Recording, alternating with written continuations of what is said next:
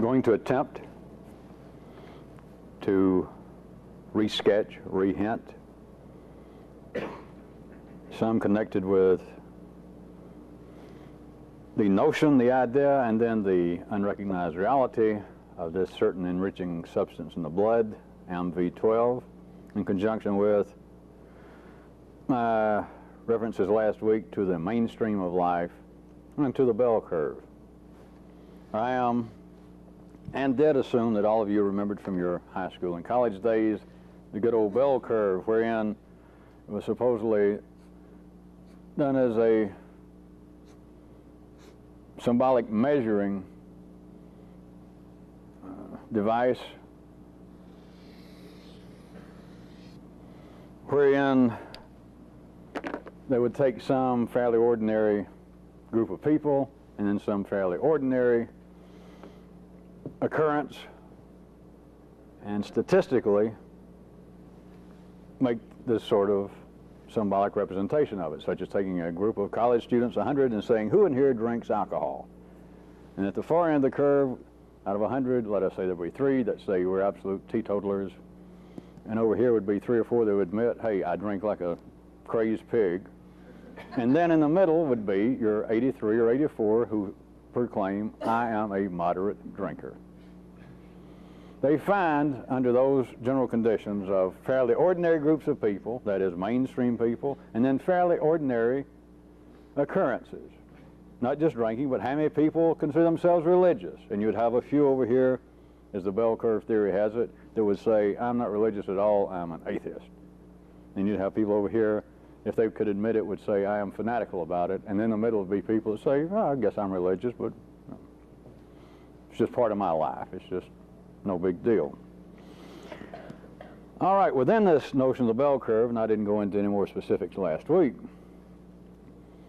wherein I was talking about the kinds of activities that are directly influenced by an imbalance, by an extreme combination, or even a dilution, a lack of the MV12 in individuals that constitutes, that is the background that constitutes what comes out as being antisocial behavior, insanity, emotional distress, those who seem to be outside the mainstream of life. But now in my attempt to refine it a little bit, after giving you a week, let me point this out. Much of what ordinary people, including you at the ordinary level of consciousness, would consider to be extreme behavior falls right in the heart of the bell curve. Heart of the bell curve I'm talking about is a big old fat part, right? Everyone understands that's the heart, and over here are the extremes. And this is what I was also referring last week as the mainstream of life's blood supply. But now in the heart of the bell curve lies most and part of all ordinary occurrences. It's the apparent worst and best of life. Lies in here, not over here. Because the extremes are truly extreme. And much of what ordinary humanity has always thought of as being extreme behavior, wars, that's not even close out to the extreme. Wars are right here in the middle class neighborhood. They are right in the heart of the bell curve. When you're talking about the extremes and this kind of two-dimensional verbiage, and even the imagination of this being a three-dimensional world behind this, the extremes have to reach the point outside the heart of the bell curve to an area, to use my example, such as someone who says, I do not drink in the matter of alcohol. I do not drink, I would not drink, you'd have to kill me before you'd make me drink. And perhaps you would. That you could torture them and they say, alcohol will never pass these lips. Or someone who says, I am anti-religious, or whatever story they give you. I continue to be anti-religious, I am sure I'm correct, I hate religion, you could torture me. and I'll never be religious, never have a decent thought or word for it. You have got to go to that kind of extreme to be extreme.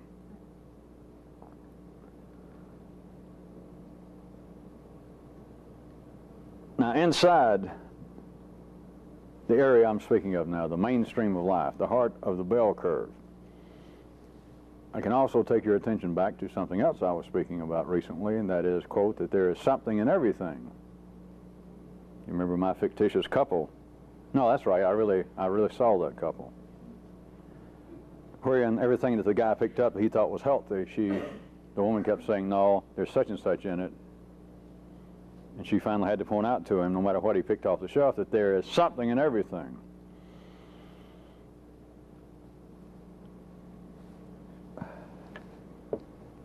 Let me see if I can re-sketch some of that for you.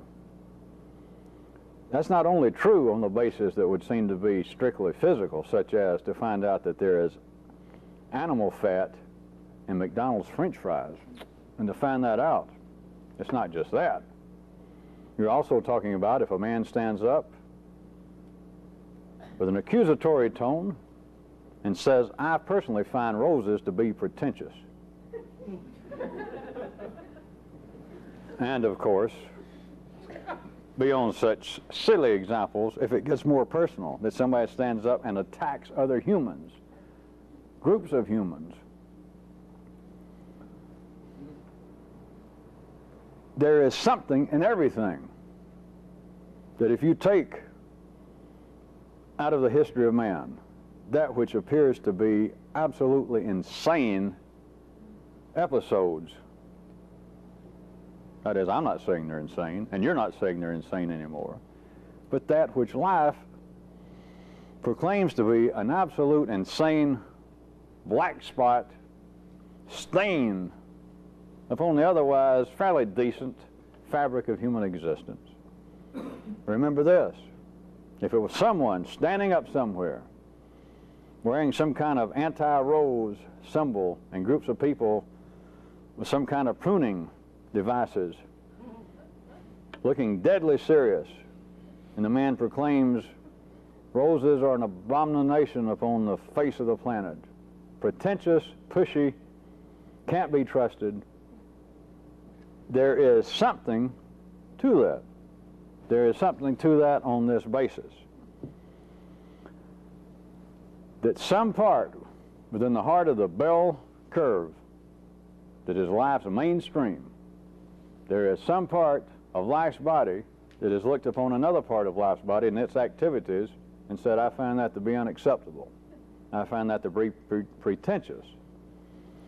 I think we should eradicate this part where they identified as being people, rose bushes, food, ideas. But notice, it is ingrained into the circuitry, into the absolute genes that are you and I,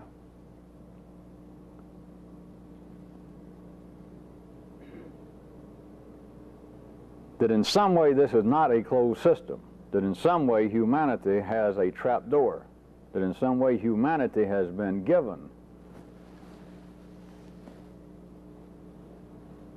an escape route for an otherwise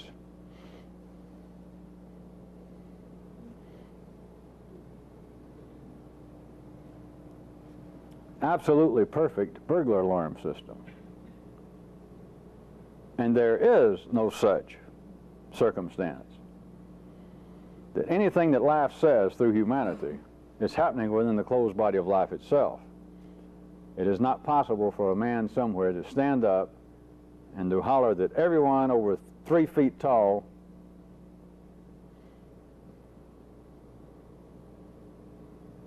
are works of the devil and should be killed immediately. We would assume that the mainstream of life would say that that is insanity. And if the person who proclaimed that began to attract any following, it would go past the point of being insanity and become highly dangerous. And the person would be declared by the mainstream, by the heart of the bell curve, to be a danger, to be on the verge of being psychotic, that his brains are not working correctly, or else his emotions have been in some way so warped by tall people that the man is a danger. He is outside the corral of decent human herds, and that serves a purpose. But notice it is ingrained in you. You're born with it. You didn't pick it up. But notice you can get a glimpse. If you can understand anything about physics, if you can understand anything about mathematics, if you can understand anything about why the hell you keep coming back here, you can understand this on a good day, that ain't true. It is a part of people worrying about, what if I meet a fake teacher? There is something in everything. If you meet someone wrapping his feet in turbans, taking the name of Moses and Muhammad and mixing the letters up, and he picks out that as his name, and he tells you that the only way to please the gods is to dress yourself in some funny manner and to eat nectarines. There is something to that. It may not profit you personally, but somewhere life thought that. The man did not make it up. There is no such thing as a fake man. There's no such thing as fake ideas. There are ideas that prove to be unprofitable for the few, and there are ideas that prove to be unprofitable to the many. But if a man stands up somewhere and says, roses are pretentious, you can laugh, you can get mad, you can do anything you want to, but that man did not stand up and say that. And if a man stands up and say we should shoot everyone over 3 feet tall, to look at the man and say, well, that is some kind of genetic defect, or the man is demon possessed, as your forefathers would have it, it's not true. He may very well be over here to the extreme so far that he stands up and says that one time and has a heart attack, or he stands up and says that 2 or 3 times and nothing happens. End of him. He was, I guess, an exaggeration in a mystical way of Andy Warhol's idea that everybody be famous. But this guy, maybe it took him 15 seconds. He says, roses are our problem. Maybe somebody walking by goes, did you say noses? And he says, no, roses. And they go, oh, and then they leave. And he says, no, roses. We got to do away with roses. And somebody said, did you say that you're giving away roses? And he says, no, I said we got to do away with them. So maybe he drags it out to a minute.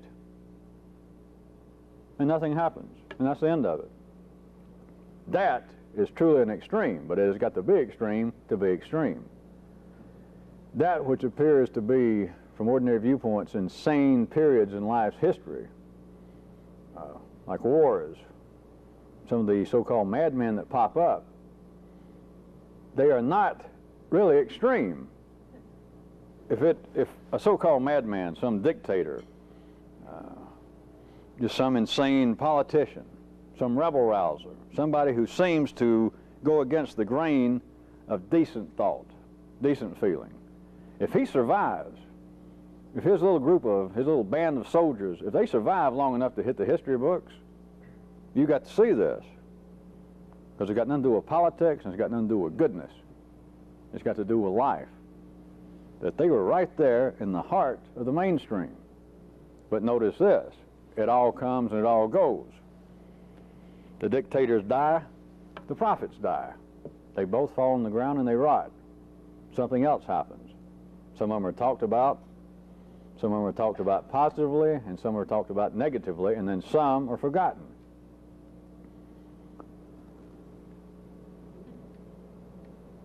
It is absolutely impossible, I mentioned this in passing last week, it's absolutely impossible operating at the ordinary level of consciousness with the blood that life gave you. It is impossible.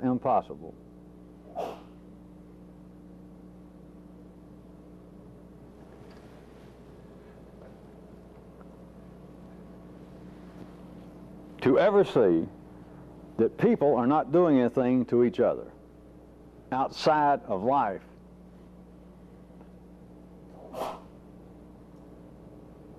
It's impossible.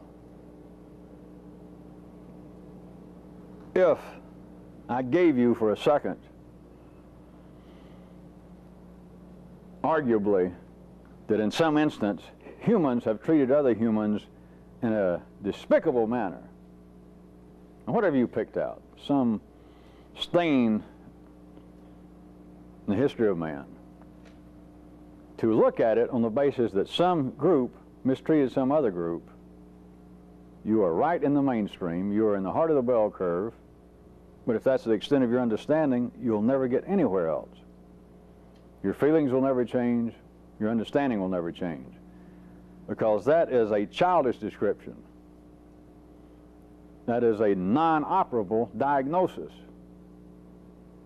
The proof being, if you need any, is it doesn't explain anything. It has never explained anything, and they have been using that. Life has let humanity go no further than that, at least the many, for thousands and thousands of years. And you're left with that kind of dichotomy, that kind of argument about good forces and bad forces and gods and anti-gods. Because whatever happened, if we were back in your forefathers' times, and I was talking about gods instead of the life of life and the body of life, if we were still talking about gods, here it is. If I gave you for a second, arguably that, all right, this was a sad scene, just one little episode, but forget about humans doing it to other humans, which nobody can explain. You got to look at it this way. God did it to himself. If we were back in your forefathers' time, he actually did it to himself. He stuck a stick in his eye. Or he decided, I wonder what it's like to fall down a flight of stairs. I wonder what it's like to sit on razor blades. Life did it to itself, if we're talking about your forefathers' notions of gods. To bring it more specifically and more usefully up to date, in my kind of descriptions, inside the life of life, this occurred. Life did it to itself. That is impossible to ever see. There's no way to theoretically see that. There are enough extreme people around. If me or someone could, in some pushy manner, I guess, try to make this into some kind of system, and somebody would show up. If we had free beer and chips, somebody would show up and say, yeah, I agree with that. No doubt about it. But they would be way over here, and they wouldn't understand a damn thing about it other than, that sounds all right. You cannot truly understand it using ordinary intelligence, because life,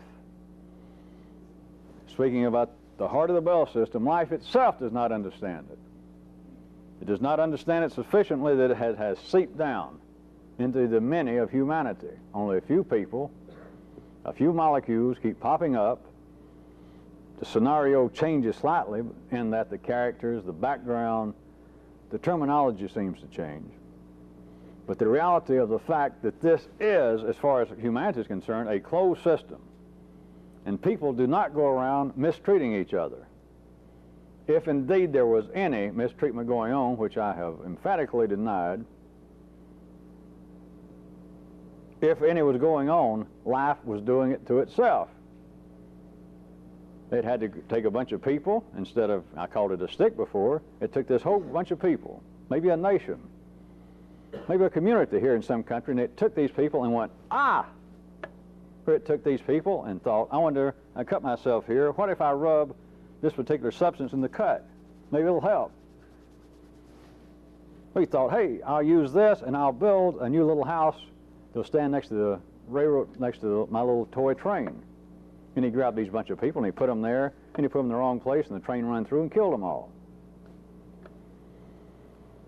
Humanity is the one who talks about it, insofar as ordinary intelligence, ordinary consciousness can tell you, and they're the ones that seem to suffer over it, and they above all, as they're supposed to, for very good reason, they're the ones who take it personally. That we did this.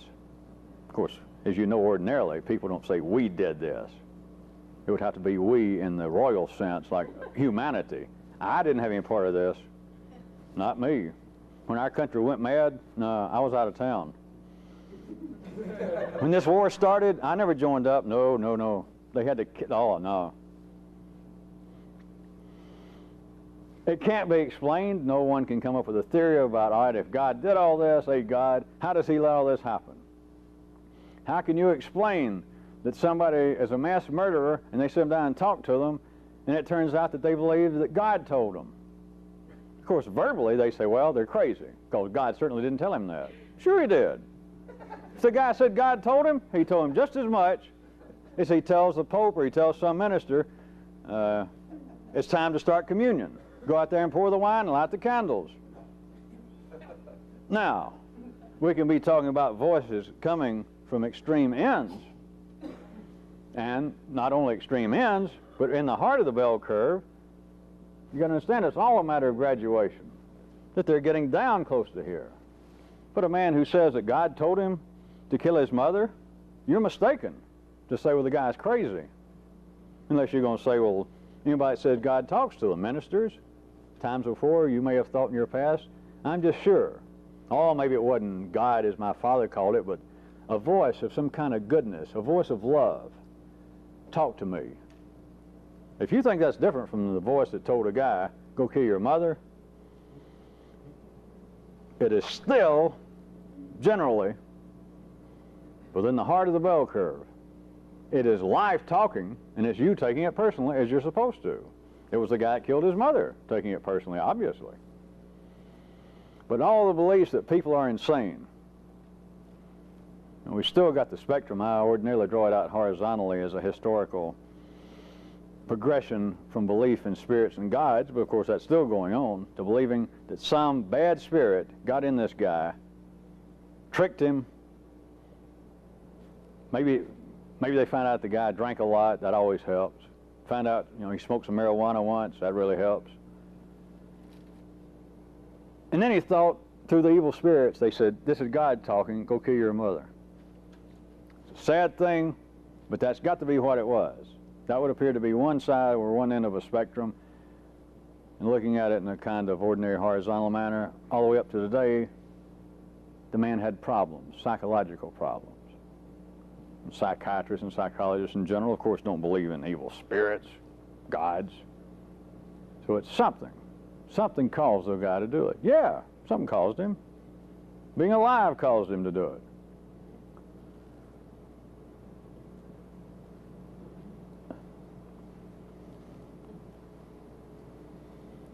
As is my wont periodically, can you imagine the relief? Can you theorize with a capital T? What would be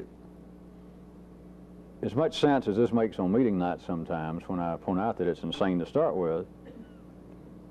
Can you imagine, can you theorize about how it would feel if you actually began to experience this and to see it?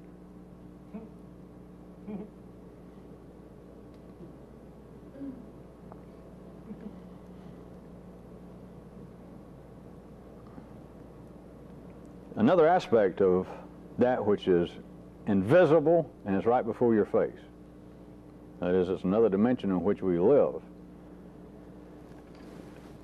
Just to draw this out a bit further in another direction slightly. As strange as it sounds, from one viewpoint verbally, for me to talk about life as sticking itself in the eye, tripping itself. Something happened to it, and a whole bunch of humans, perhaps, were involved with it. Those humans who are not directly involved, apparently, looking at it outside the borders of one community, adjudicate it to be insane, despicable, useless, unprofitable. All of these terrible things that seem to happen from a lateral viewpoint, from a two-dimensional viewpoint, and then me saying life has done it to itself, as strange as that sounds,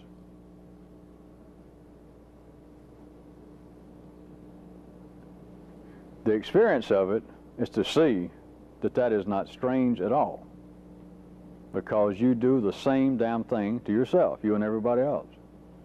If you don't like my description of life doing this to itself, what else is new? You do, as always, the same thing that life does. You just do it on a smaller scale. Life operates at such a large scale that ordinary consciousness can't see what life's doing, plus it operates in a different time zone. And then it is as though you operate on such a small scale, humanity, that consciousness can't see it. It's like having to deal with the full spectrum of visible light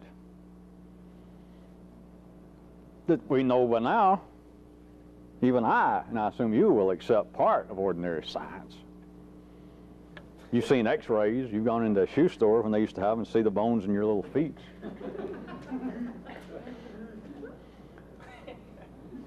From infrared to ultraviolet, when you go out past those extremes, I assume all of you know by now, that they can prove, there's just no doubt, that there are things there, and it's simply a matter, as always, molecules in operation, the senses of man having to be altered, having to be affected, or else nothing is real. And there are simply limits to what the human eye can see, just the way there are limits to what the ear can hear. But there's other stuff going on right now, right here. We just can't see it. It's not mystical. It's not weird. It's just invisible. It's just inaudible. Change the nervous system, and things that are invisible now are not invisible, and things that you cannot hear,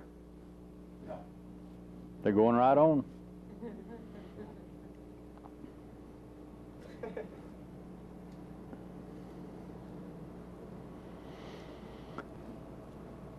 Back to what I was saying, as strange as ordinary consciousness could make what I'm saying about life doing things to itself, not humanity doing things to one another, and especially not humanity doing bad things to the planet, to the universe. If anything bad is happening, which is not, extremes, things happen. They pour enough poison in rivers, and notice, if it does prove to be unprofitable, somebody, God forbid, even a politician, somebody way down the ladder, somebody will say, this has got to stop, and it stops. Through miraculous means, through mystical means, they pass a law. Or suddenly a bunch of people go, you're right, we won't do that anymore. Or, just as miraculous, suddenly this particular poison, whatever the byproduct that represented the original product goes out of production, things seem to happen. It always seems to be impending disaster, right? Oh, you just turn on the news, it's one impending disaster after another, except wait a week, wait 2 weeks, and they're no longer impending. Lebanon, for months, was going to bring down Western civilization, the problems there. Now you never hear of it. Well, if you read and listen enough, somebody will mention on a slow news day. The only thing they mention is status quo holding up. Same thing as going on last year, except now you don't hear about it. The disasters stop impending. But back again to where I was fixing to take your hand. As strange as it may sound for me to say, which is just one description, it's outside the audible range, it's outside the visible range, ordinarily, that life is doing this to itself if indeed anything is being done. If something bad is happening, life's doing it to itself, not humans doing it to each other. As strange as that may sound, as strange as ordinary consciousness could take much of the maps I've been drawing out for the last months and say, all right, all he's trying to do is to take the concept of God, and now he calls it the body of life, the life of life. So what he's saying is God is so dumb that God would hurt itself, that God would do things to him or herself that surely can't be profitable. That is still predicated on the notion that there would be a God, a force, a something outside this system. That there's us and then this thing outside here. And in some way we go awry. But they can't have it both ways. Well, they can. But the reason that doesn't bring about any understanding for the few is that you can't have it that way. It is simply not the truth. That we are not outside the forces. We're in the forces. The forces are in us. But as strange as it may sound to some people, from some views of ordinary consciousness, you've got to see that it's not strange that everybody, which includes, does the same thing to themselves. You continually hurt yourself. You trip, you eat, you drink, you do things. If it's no more than, well, I got indigestion again, but you know, I knew it. I knew that third pizza would cause it. It's no big deal. But think about your stomach. Think about the parts of your GI tract that are going, give me a break. and not to carry pseudo-anthropomorphism too far, but assuming that the little molecules down there had any consciousness, I suggest to you most strongly that they would feel like here is another skirmish between the Christians and the Muslims in Beirut. It would be like some kind of warfare going on. They would be blaming. Like the small intestines, let's assume, or all the intestines, would be blaming the stomach for an attack.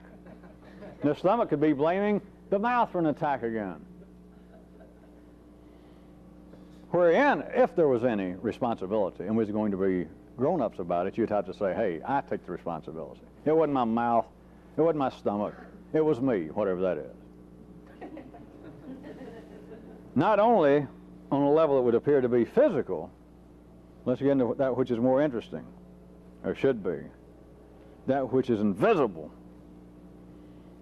of humans attacking one another verbally, prejudice, hatred, the terrible things that humans can say to one another, to say that we must kill everyone over 3 feet tall. To believe that there is something strange in the way in which I say life, if anything bad was happening, life is doing it to itself. It's occurring within the body of life. You're merely actors. I hate to quote Shakespeare. But then again, he quoted me, so fair is fair. You are simply molecules being pushed around, whether it be you apparently individually or you in a large group, in a gang, in a lynch mob. And you're doing it at line level consciousness. The great old station, WDNA, you should know by now, those of you that have been around at all, the kind of task I've given and what you should be studying up here, not laboratory rats, not me, not books, but right here. This thing curses people, it criticizes people, it finds fault with people. Many times it says and feels justly. You are doing the same thing that I am describing life does. In a sense, it happens in you on such a small scale that you do not see it.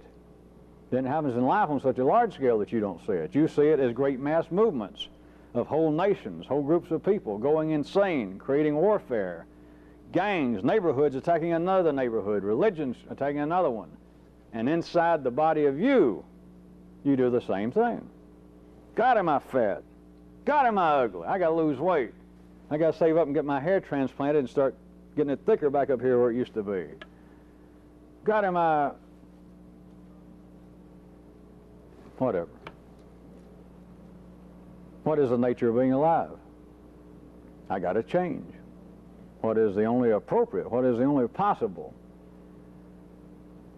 Salved for this existence for the many. That is, to change. The desire, / even the attempt to change. The things that could appear to be most strange by my description of life hurting itself, that if indeed something hurtful is occurring, that it's not humans doing it to one another, it's happening within the body of life, and it's more conscious than we are. So in the same way that you would have to take responsibility for eating the 3rd pizza, and then the pain and discomfort it caused down in here to the smaller molecules, who you assume they're smaller, they can't talk in words, and so whatever you, Fred or Mary, seems to be, you would have to take responsibility if we're going to be reasonable at all.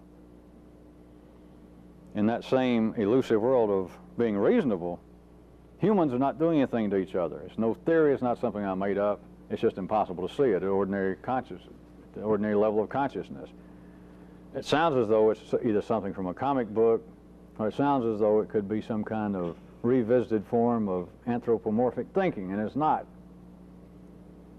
It's a fact, and you can't see it. That if anything bad is happening in the life of humanity, life has got to be responsible. If something bad did occur, is occurring, life is doing it to itself. But who takes the blame for it here?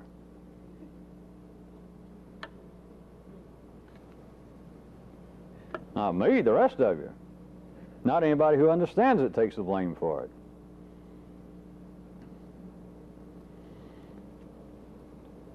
there's another refinement in the bell curve.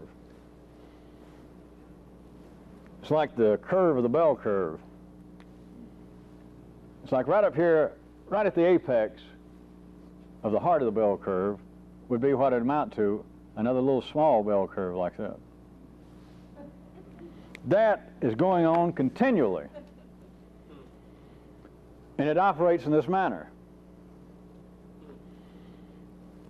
That life is continually, and you can look at this two ways, and both of them are limited because they're two-dimensional. Well, you think they're three-dimensional. It's continually raising / expanding the bell curve bell, or the bell curve curve. And what it does by this, it continues to drag in that which was previously extreme, and by dragging in the extremes, and you see compared to this part, down here is extreme. You don't even have to worry about really extreme. Down in here compared to this part now is extreme. And what it does by continually, throughout man's life, to raise and to expand this, what it is doing is continually enriching its own blood. That is why, although again it's operating at such a time and such a scale that you can't see it properly in ordinary life, but life is becoming more and more homogenized. It's been a long process. It's not nearly over, but it'll change when it gets here. But just to give you a little funny comment, I guess, right now we're on the great road to Blandsville, where everyone becomes almost the same color, almost the same height, almost the same religious thought. It's not around the corner, but you can surely, some of you should be able to get a glimpse of that. It's simply a fact. But look at this. What is it that you're attempting to do? The many, that is, ordinary people, are attempting to become more homogenized, but this falls within a very wide spectrum here.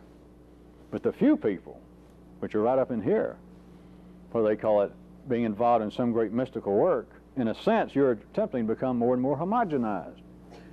If you indeed were properly, or knew how to properly pursue the attempt to become a good Jew, Christian, Buddhist, etc., what would you be doing?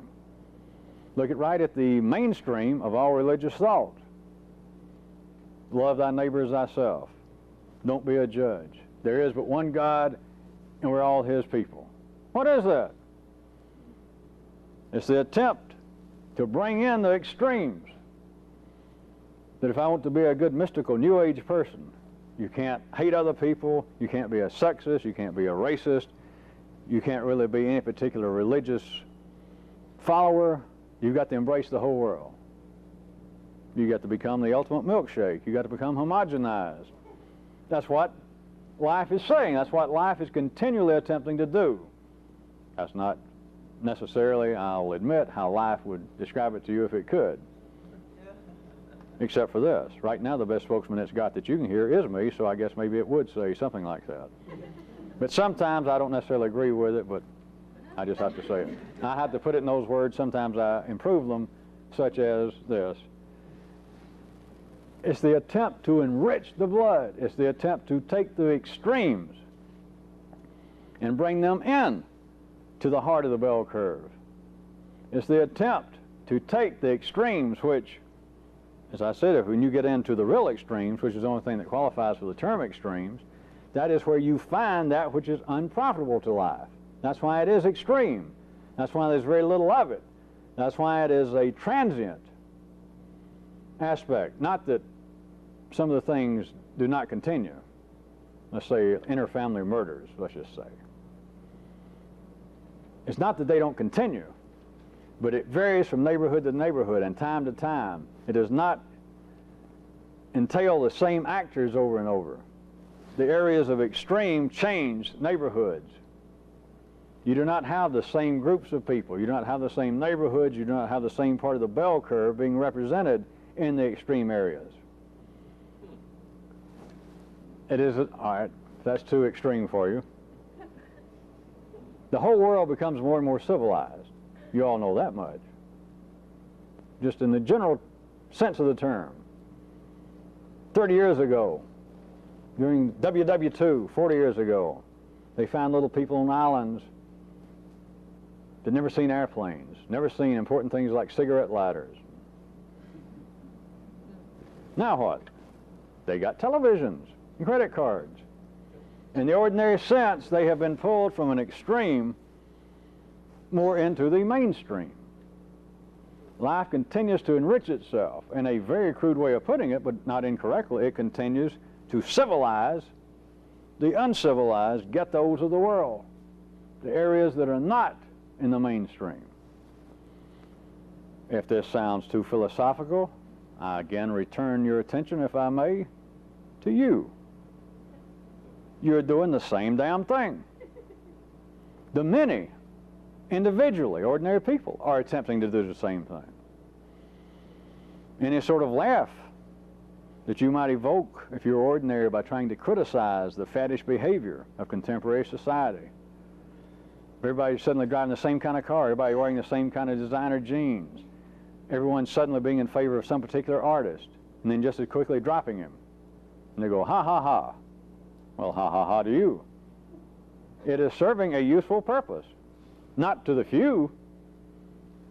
It's just irrelevant, other than being able to see how it works. But for the many, it's life continually raising and expanding the bell of its own bell curve, right up here.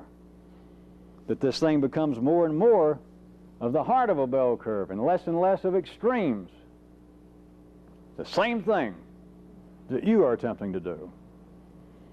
You would be attempting to do it at the ordinary level of life, at the ordinary level of consciousness. In another sense, which is not absolutely comparable, but in another sense, you're attempting to do it in this also, because this is representative of this little bell, the apex, the growing part of life's bell curve.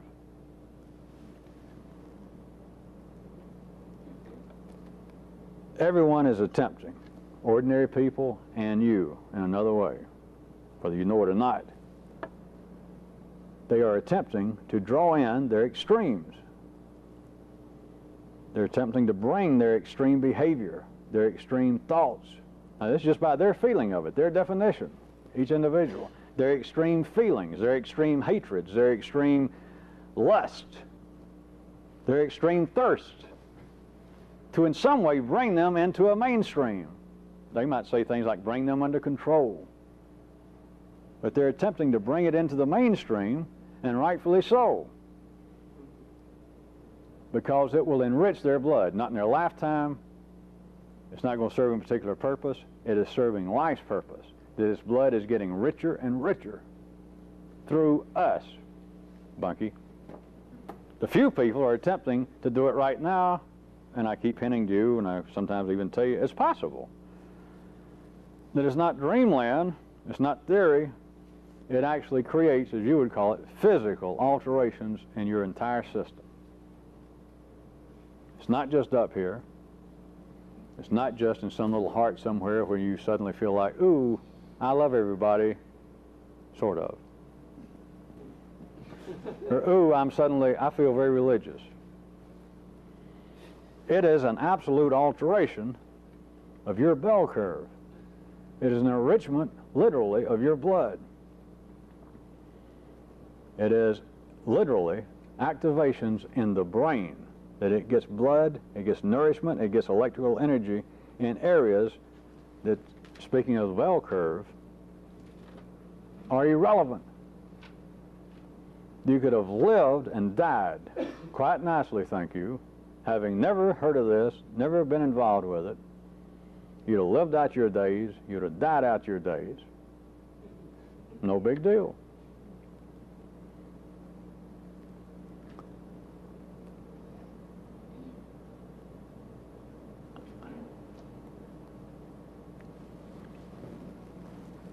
How about a slightly askew, peering at this same area. There are things in the life of man that humanity has been told about through the great genetic nonverbal grapevine.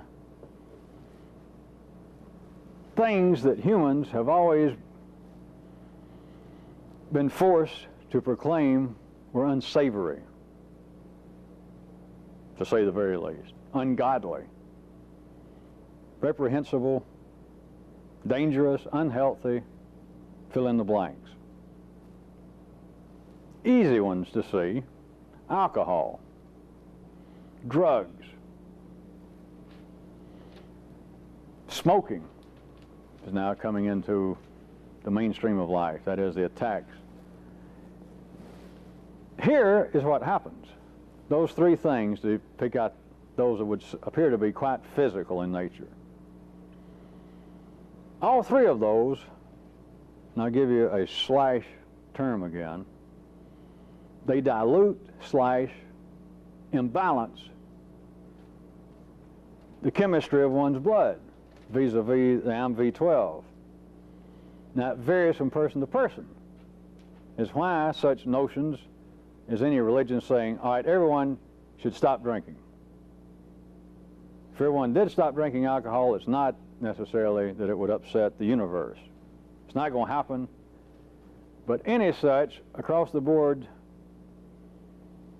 prohibition in the name of religion, in the name of politics, in the name of sanity, is not going to have a specific effect on the few people. And it's very easy for me to tell you why. Alcohol has a different effect on some people as others.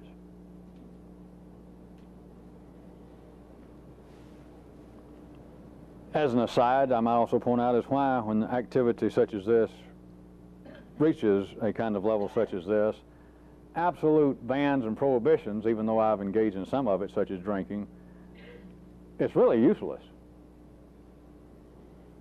It has no ultimate effect. And it certainly has no ultimate specific effect when you're speaking about the many, that is ordinary life, of saying, all right, everybody stop doing so-and-so. It would affect some people this way and affect other people this way 7, this way with a factor of 0.2. People are serving different purposes. But now to the few. For instance, those things I mentioned, alcohol, drugs, and nicotine, they either, and sometimes it's a combination.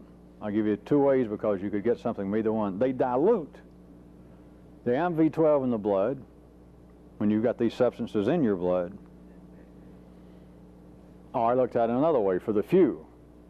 They create an imbalance which makes you have to run 2 or 3 times as hard to try and do this. I stopped alcohol and I stopped drugs, and I've never stopped all the smoking, because that by itself is not going to suddenly put somebody in a mystical state.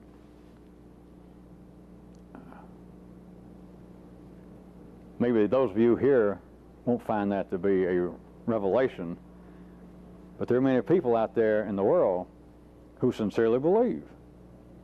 People who are attempting to do some kind of mystical work, follow some kind of weird path, some religious undertaking, that believe that they have some kind of habit, such as they just love to have a couple glasses of wine every day with dinner and lunch.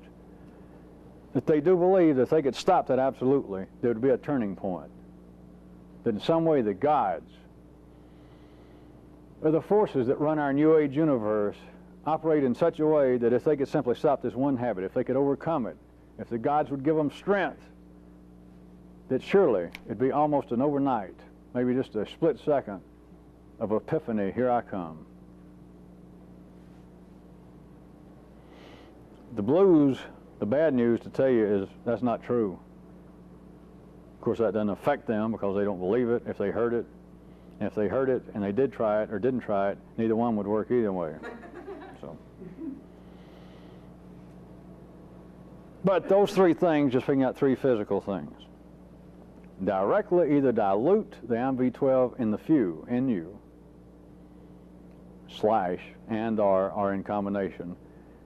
They upset the balance that is like the minimal level at which you should be operating to undertake this. Now, it varies even in you from person to person. And so I simply, some of it, I just said, I'm not going to deal with it. You know, stop it. Don't come here if you're going to keep up such habits. But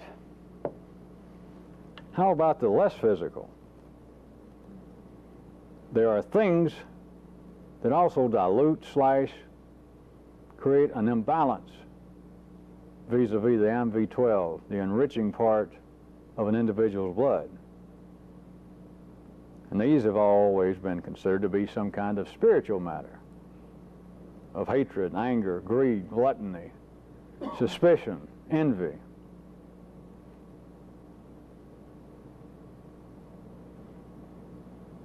It is said that the gods don't like them, that the gods do not want you to be of an envious nature. Well, let's pick the time-honored, the most popular one. The gods don't want you to hate people. And in the heart of the bell curve of humanity, various times, diverse places, a cry goes out from the heart of the bell curve, yeah. It's true, it's true. The gods, even atheists, would go, yeah, there ain't no doubt. I don't believe that God told us this. It's my decent humanity. It's my own intelligence. It's my own reason. But I agree. But like everything else, given the old dichotomy of things either being carnal or spiritual, being physical or psychological,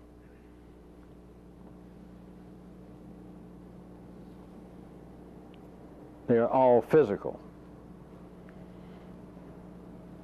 That which goes by the name of hatred dilutes the MV12 in the blood. It creates an imbalance. Everyone knows that all you got to do is be angry and you feel differently. But you got to forget in some way that the gods, you got to transcend this, that the gods in some way are making me feel bad. You're feeling bad chemically. And anyone who doesn't hear that, you should question what you're doing here. The basis, a crude basis of this is not unknown to ordinary science. That you get mad, all kinds of hormones begin to act up, certain hormones get diluted, other hormone levels are raised, the respiratory system undergoes a change, and they can call it anything they want to. The molecular structure, if we took a photograph of you beyond the visible spectrum, there was in some way was truly a four-dimensional photograph of the molecular structure that passes for being Fred or Mary. And then, through the magic of science, let these seconds, moments pass, that suddenly Fred or Mary became angry, and you took that same kind of photograph, the molecular fingerprint would have changed. You would look at it and realize this is not the same person that I just saw. If you could do a photograph covering all the areas I'm saying, you could take a photograph, a four-dimensional photograph of the brain, and you'd see the firing mechanisms, the areas that are ignited are different. If you could take a kind of four-dimensional photograph of the blood system, the blood itself, you would see there is some substance. If you could devise a mechanism that would pick up MV12 and you could see it, and then you went to the next stage where now Mary or Fred is angry, you would see quite specifically a change. You don't have to just feel your heart. You don't have to just think, what have I read about hormonal changes when someone gets angry? You got to get back to the real world. You got the living laboratory, you're in it. You can't get out of it. You don't have to run and grab science today. You don't have to go run and find a holy book. You're inside the laboratory, you're mad, and you can feel it. The balance in the blood has altered. And all the things that have always been described as being sins in your forefathers' days as being perhaps unprofitable psychological dynamics today, what they're talking about are those things that in general, that is the heart of the bell curve for ordinary people at some particular time and place inside the mainstream, that this one group, this one society, this one area of life's body has the AMV12 in their blood diluted and are imbalanced from what it was, and it passes. It is called being sinful, being tied into mechanical, unprofitable, habitual behavior. It's a nice hobby. It satisfies the many. That's all that life needs for the many. But I'm telling you specifically what's going on.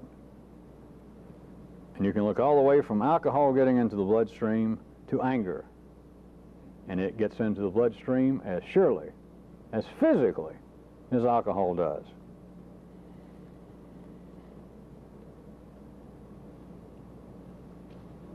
But remember this, as pragmatic, as practical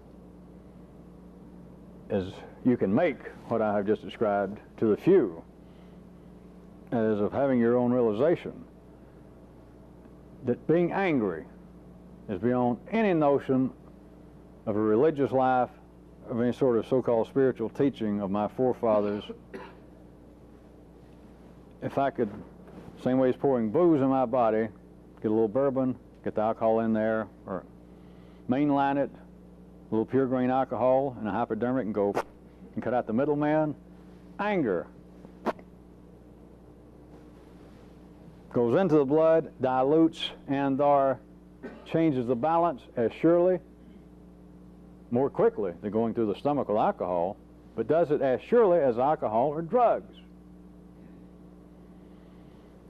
But for the many, that is simply the nature of the heart of the bell curve. It is all the way from the ordinary extremes to the extreme extremes, but within the heart of the bell curve, no matter how terrible it would appear to be that people are addicted to alcohol, that people's lives, quote, are being ruined by cocaine and drugs, that people are killing themselves through nicotine.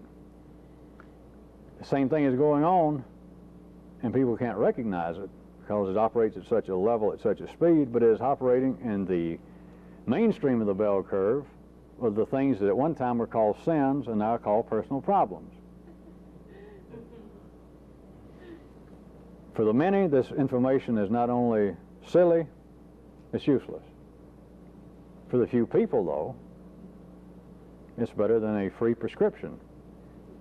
It's free, it's better than a discount at Kmart's pharmaceutical department. You don't have to go to the store, you don't have to pay outrageous prices. And one thing about this kind of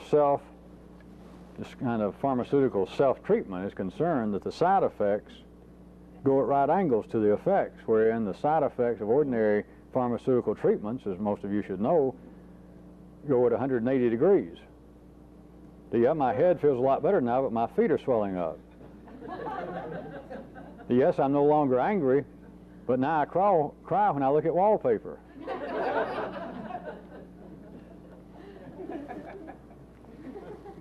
I must admit, all the way around, it is, I'll have to admit, a bargain.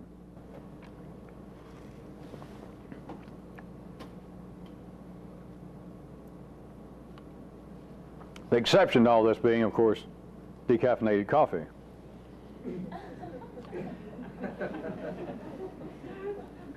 But there must be something bad in this, or nobody won't drink it.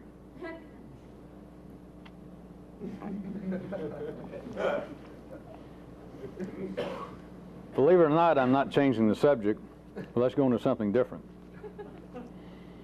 A return to not just the argument that seems to go on, but an absolute blind spot in the heart of the bell curve.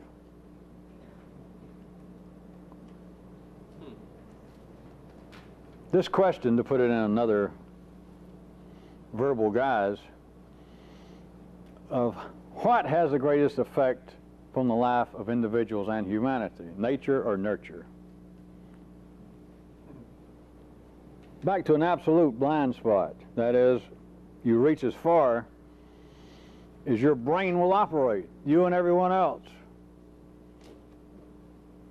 You could quit smoking, drinking, taking drugs, eating pizza, but in your lifetime, your blood balance would not change to the extent that it would ever see past this. But let me take some what should be obvious examples once you hear them. And then you confront yourself again with the kinds of questions about what is life up to? At what speed is life operating? And what kind of dimension is life operating that you can't ordinarily see this? Wherein at times it just strikes you as being patently true. That maybe you just can even see enough that you realize I'm only seeing the shadows of it. And it's still staggering. It's still undebatably correct. And that is this kind of thing. And this continuing problem that seems to hold some kind of either great secret or great promise, where the people are primarily motivated, formed by nature itself or the nurture of its life. It operates on this kind of basis, literally. Nobody puts in these words necessarily, but follow what I'm saying. On the basis that the arguable basis that nurture, what happens to us, without any doubt, says this part of life's body, somewhere, it has the, if not the total influence on us, it has the larger influence. And as fast as they can talk, and I can stand here and do it, I've done it before, show how it's got to be true that it's the, it has the, if not the total influence on us, it has the larger influence. And as fast as they can talk, and I can stand here and do it, I've done it before, show how it's got to be true that it's the nurture of one's life, the experiences of one's life. But without going into these kind of words, here is the assumption that inside this thing that you call Fred, he starts off and he's got this little teeny Fred inside. And inside of Mary is this little Mary. And they're born with it. And at some age, I guess they'd probably say when it begins to talk and to be sociable and react to the environment and go goo-goo and point finger and mama, that then it's as though the little Fred and the little bitty Mary that's down here somewhere, it's like they suddenly rub the sleep out of their eyes and they become viable. They become a little born person inside this larger being that's called Fred or Mary. This is exactly a fair description behind that part of life's body that says it is the nurture, it is the experience of one that is either the prime or the total shaper of one's personality, of one's psyche. That this little bitty teeny Fred and this little bitty teeny Mary, they begin to grow up. And it's according to how their parents treat them, how they mistreat them, the kinds of music that's played in the house, the kind of literature that's available, if any, how often they watch TV, where their family can't afford TV, where they have to go to a poor school, where they can go to a private school, where their parents can afford the latest fashion even when they're little toddlers. But on this basis, inside this little bitty Fred and this little bitty Mary that's a lot smaller than the physical being that you see of the little tyke, it begins to form as to what it's going to say because of these influences, or what it's going to think, the kinds of activities in which it will have an interest.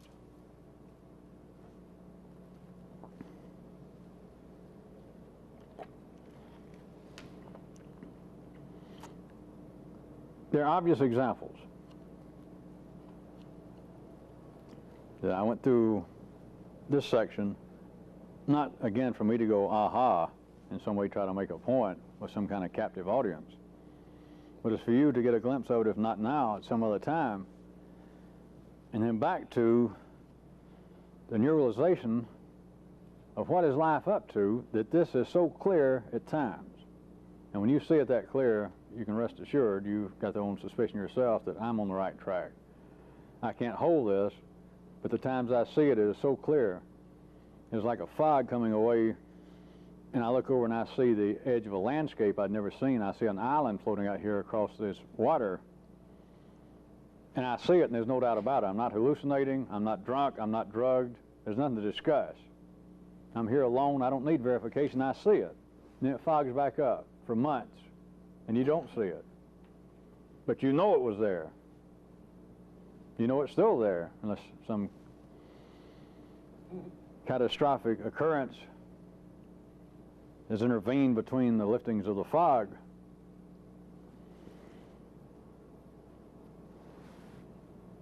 These kind of things. Ordinary consciousness, psychology, religion, no one. That is, the bell curve, the heart of the bell curve of human consciousness cannot see this. That all these notions of the nurture of one's life being either the total or the prime mover and shaper of what it is, it can't see such, I'll get crude reality messages as this. This is still on the basis of nature versus nurture. And those saying it's obviously nurture. It's obviously that turned little Fred and little Mary into what they are today.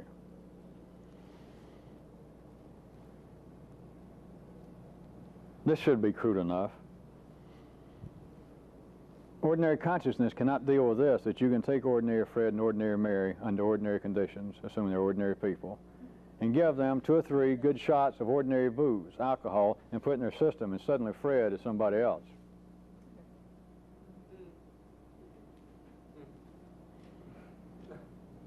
5 minutes in some cases. A short period of time, Fred is a different Fred. I'm talking about different from anything he ever is without alcohol. That is, without a change in his blood chemistry. Conversely, you can pick up Fred or Mary and drop them down in a new environment, new circumstances. You got the same Fred and you got the same Mary. In fact, you've got what amounts to a fighting will to power in an ordinary Fred or Mary, dropping them in a new environment.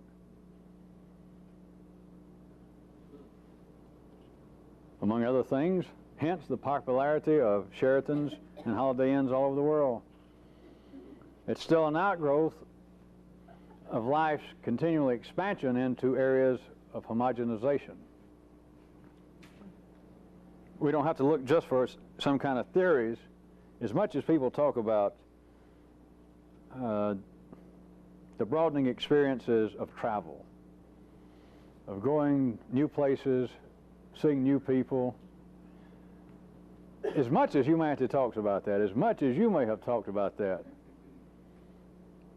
you surely should be able to hear what I'm saying. Right now, if we took you and you were operating at the ordinary level of consciousness, we're taking you as you normally would be, and took you from your environment now and dropped you somewhere with in a whole different neighborhood on this planet.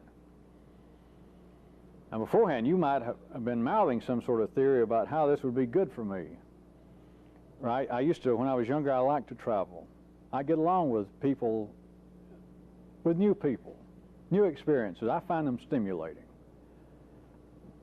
Now people can say that as life makes them all they want to. But you people should know better. It's as though, back at the ordinary level of consciousness, if that's all there were to you, you drop you in a slightly new environment. And what do you feel? We describe it several ways. Absolutely disoriented. But it's as though there is a little Fred or a little Mary in you trying to continually establish itself. It doesn't deal with a new environment, with new circumstances, with any kind of new outlook, with any kind of new social skills. We're talking about the heart of the bell curve, almost all of humanity. It's as though you have taken an animal out of its natural lair, out of its natural habitat, taken a raccoon from the woods of New Jersey or Alabama and dropped it in the Serengeti Plains in Africa or in the middle of the Sahara Desert, the thing does not adapt. The thing does not look around and think, well, this is an interesting challenge. All it can do is play out in a very, from one viewpoint, very sad, very unprofitable, very mechanical. Play out the limits of its ingrained, its genetic, its nature patterns. And the same thing is true with humans. It's one reason that jail is such a punishment. It's not just being locked up. Other times throughout history, you know, banishment used to be one of the favorites of kings and emperors. Didn't torture the guy, didn't cut off his head or his foot.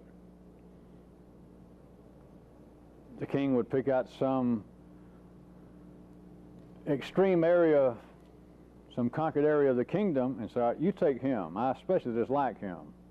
You take him and you send him over there to that other neighborhood. Just send him over there, and don't you ever show back up here, we'll kill you. Send him over there, and you live out your days there. Get him out of here. It's considered real punishment. What's the kind of punishment when it seems like a relationship is breaking up? It is new circumstances. Ordinary consciousness cannot see this. And there's a reason behind it. There is a four-dimensional logic to what life is doing through humanity. But just on the basis of those crude examples, if you could see them crude enough, on the basis of that should lead you into an area of serious questioning in that great nonverbal way of what is life up to, that by and large on this planet, in the heart of the bell curve, in our time zone, in our locale right now, in your own consciousness at the ordinary level, the nurture of one's existence, the experiences, are the prime, if not total, shaper of what you are. And yet you have got to be able to just absolutely blind yourself to see, take Fred, I happen to know Fred, get about 2 good drinks in him. Just stand around and talk, give us about 5 or 6 minutes, and Fred is a different person. All we have done is change the chemical balance of his blood, among other things. But since I'm using that approach tonight, that is, from my view, from what I'm sketching for you, and it is even from a so-called scientific view, quite sufficient to explain something. That Fred, I walked out of the room, couldn't have been over 5 minutes ago. I've never seen Fred drink. I've been working with him for years. Had lunch with him. I walked back in this room, and you're going to tell me the only thing that happened is he's had 2 drinks while I was out in the kitchen talking to somebody? He is not the same person, and they're right. Nobody can face that. People are not supposed to face it. Right now, that is not pertinent to the many. Right now, it is not profitable. You could look at it verbally, or I could point it out to you verbally and say, that doesn't explain anything to ordinary consciousness. And I could do it another way verbally. I could say, that explains way too much. If we wanted to be extreme, I could say, as far as the many are concerned, that explains everything. Hence, it is not allowed. Nobody can hear it. It's simplistic, it's wrong.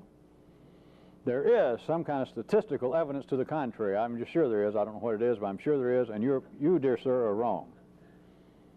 And on the contrary, they cannot see that if there were indeed a little Fred or Mary inside, rather than simply a genetic pattern, rather than you being a part of a molecular structure that is larger than you are, the life of humanity, the life of this universe, the life of life, to see that each thing that's called a human, left to its own ordinary devices, in the heart of the bell curve, can be dropped in a new environment, in a new place to be nurtured, and it don't want to be nurtured. It can't be nurtured.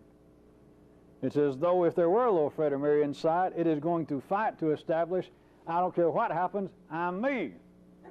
That this thing is in some way got to turn around and suit me. I got to get out of here. The rest of you have got to see the circumstances got to be changed, that something's not right. Ordinary consciousness cannot see it.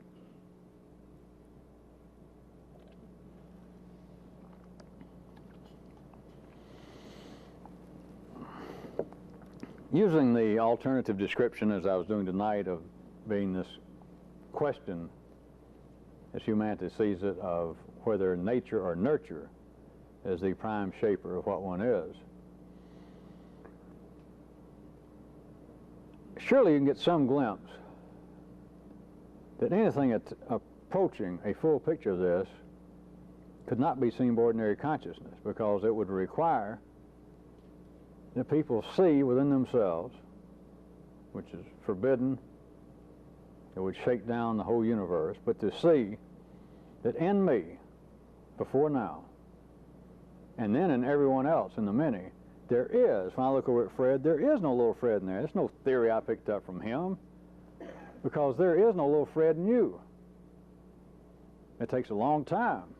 It takes exceptional effort by an exceptionally small number of people to see. Of course, once you see it, it is to call it a glaring fact, is to make me want to slap myself in the mouth for not thinking of a better term. But I've gone around here all my life answering to the name of Robert Q. Public, admitting opinions I have, decrying that which I dislike, being able to list my faults, my good points. But to see that there is no little Robert Q. Public in me. There is a genetic structure. There is a balance in my blood system. There are patterns in my brain that fire off, and that's it. We're not talking about Robert Q. Public, a Fred or a Mary as being a noun. We're talking about a verb, a living verb. We're talking about a process. And all the questions about, is nature responsible for what a person is, or is the nurture responsible? It is serving a purpose, but it has almost nothing to do, as far as the few are concerned, with any profitable information. It's as though life would put up a smoke screen. It's simply, I might add, not to make it sound like the times they're changing for the worse, it is simply a newer version of good and evil, where the gods are on your side or whether the anti-gods are on your side.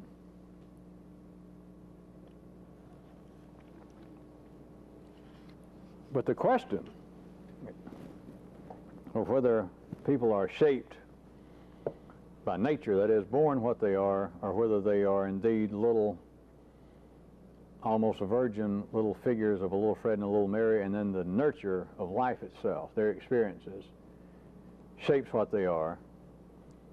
To take verbally that kind of basis, the answer, an answer among several ways I could describe it, would be that we are nurtured by nature. A more specific one would be we are all nurtured by somebody else's nature. But still, I'm not giving you the kind of best description. I'm having to give you a description in the way in which the question, the so-called problem, has been formed by human consciousness, which is always, the main problem is not in finding the question. The main problem is understanding that the answer is derelict. I mean, the question is derelict. The way in which it is put forward is 2/3 of a question. It always is. Of saying if there is a God somewhere that's decent, and my kind of God, and he created all this, then how come you can explain the presence of Germans in the world, or Republicans, or people over 3 feet tall? And somebody else's human brain, including your own, hears that and goes, gee, I don't know. I wish I did know. I feel like it might be important. I feel like it might be beneficial to know that. The initial problem is not finding an answer. The initial problem is realizing that the problem is incomplete. to operate on the basis that I have got to find out why there's evil in a world that's produced by a good God, that is not a problem. That's not a question. That's 2/3 of a question. And surely, just at line level consciousness, some of you would theorize along with me this far, would you not, that if you spent the rest of your days working on 8 cylinders in a bulletproof manner, you're in for heartbreak if you're operating on trying to solve a problem and you've only got 2/3 of the real problem. That you're trying to come up with an answer to a ponderous and serious question and then realize the question here, somebody only gave me 2/3 of it. Whatever you come up with is never satisfying. It never explains anything.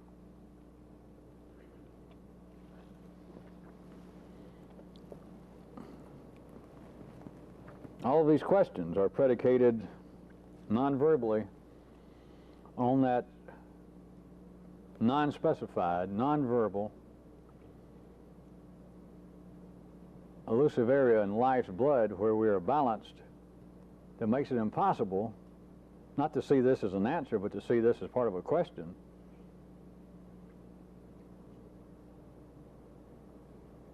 Of how humanity is in some way separate from out there. How could a person tell a lie?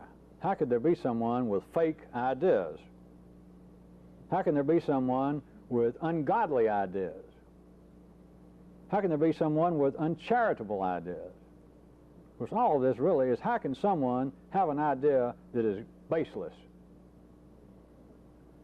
How could God let somebody like this be born that has these ideas that are baseless? See, you'll never get an answer to that problem because the question's wrong. Their ideas are not baseless. There's something in everything.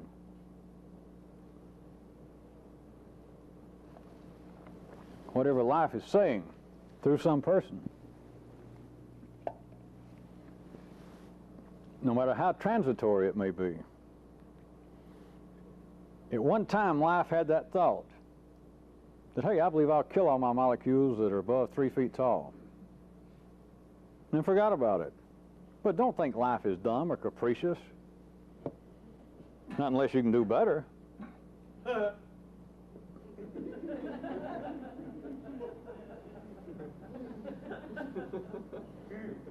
course, the only people who would not laugh along with that are those who are sitting there believing that they have a little Fred or Mary inside, and little Fred or Mary says, well, I've never had ideas that dumb. If you say that, it's true. Sure is. Well, I don't think foolish things. Sometimes I laugh along when you make up these examples. I'm sure other people might, but I've never thought real silly or real horrible things.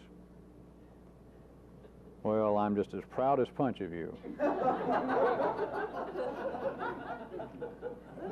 Of course, I'm being sarcastic because I would be somewhat annoyed that I've been wasting my time with you. If life has ever thought that, and it has, just fill in the blank, I don't care what the hell it is, if you can right now say, well, I just made that up. Life thought that. If you're the first time it ever happened, life just thought it. Life has thought everything once. Or else you couldn't say, well, I heard something really nuts.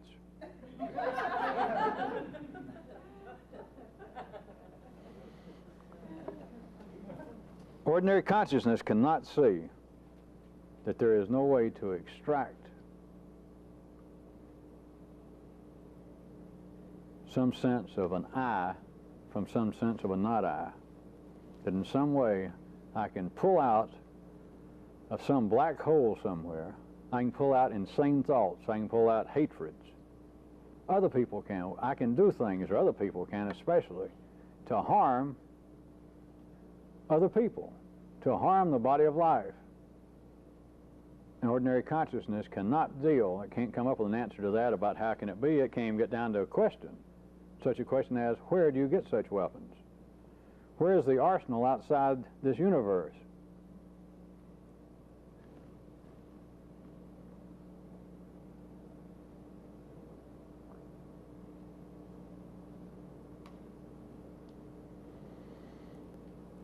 If you will hold your place,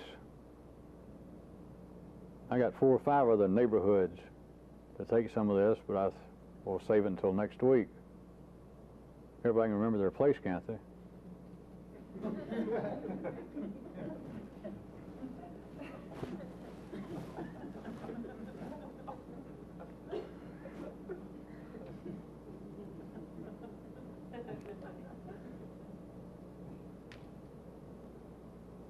Okay, now we got it, right? Apropos last week's task of bombs away, I thought some of you might be interested to know how many responses came back to the bombs away task of filling in the blank of murder is to insults as blank is to self-confession. How many here and from out of town already gave the response as suicide. Was that the right response?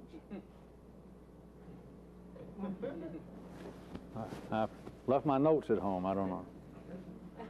I thought you might find it interesting how many.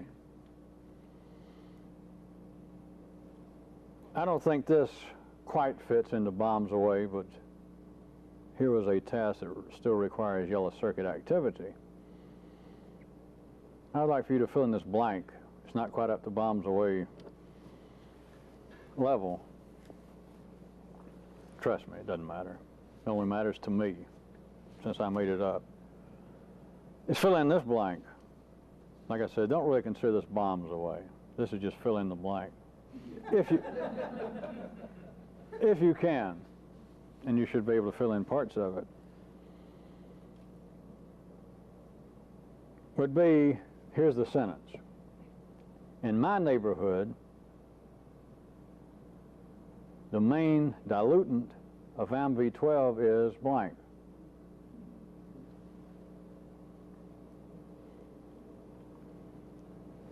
In my neighborhood, the main diluent of MV12 is blank. If all of you will remember your place, I'll pick up some I didn't really go into tonight about neighborhoods and ghettos next week and how it is connected with the heart of the bell curve, MV12. And the price of real estate on Miami Beach. No. Just a joke, you people out there.